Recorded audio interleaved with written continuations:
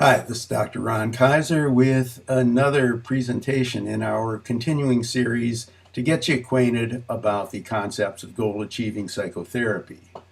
Today's concept is competent person's disease. Listen carefully because you won't learn about it anyplace else. I call competent person's disease the addiction to second place because an individual with competent person's disease tends to not put themselves in the appropriate position. They know they're not a loser, but they don't think enough of themselves to do the kinds of things that enable them to feel freer and to allow other people to grow. Now, you're going to have to excuse me a bit because I prepared for this, so I may be looking at notes a little bit as we go through it.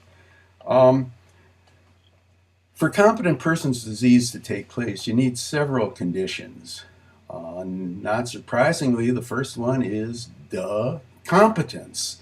In other words, you can't have competent person's disease if you perceive yourself as being incompetent. You have to be good at what you do, but you may not regard other people as being able to do their jobs as well as you, and you take those jobs on for others.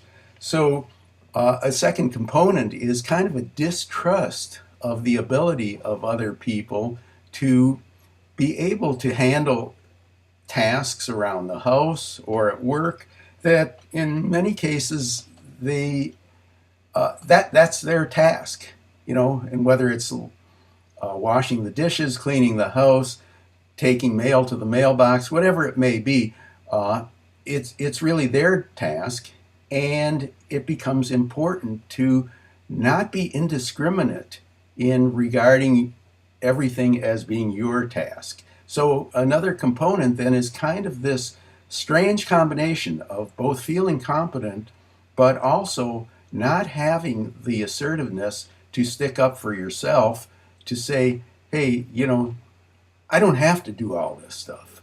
So whether it's making vacation plans, whether it's deciding on the restaurant or making reservations, whether it's cleaning a room, whether it's taking mail to the mailbox, whether it's loading the dishwasher because you've read the instructions and you know how to load it a particular way. Not everything is equally important, and not everything has to be done by you. Now, another component of competent person's disease is the fact that you do occasionally get a confirmation of the appropriateness of it. I've had situations where somebody said that they were going to mail a letter for me so I didn't have to leave work early, and the next day they came and confessed that they forgot to do it in time to get to the 5 o'clock mail. Now, that's usually not a problem. It would be a problem if it was tax day or if it was the last day that a bill was due, but it's usually not a problem. But nonetheless, it confirmed for me the fact that sometimes I've got to take the job on for myself if it's important. But again, we've got to be able to discriminate in this regard. The final component that enables competent person's disease to exist is you've got to have a population of people who are willing to lapse into their own incompetence or not learn or take on a sick role or just find it rewarding to have somebody else do what they're capable of doing themselves. If you have two people in the same household with competent person's disease or two people with competent person's disease in the same office, it may make coexistence more difficult. But for the person with competent person's disease, you fortunately will find a lot of people who are willing to not do your job of sticking up for yourself. So this helps to perpetuate this. Now, the big problem with competent person's disease is that it doesn't allow for growth or change, either in yourself or others.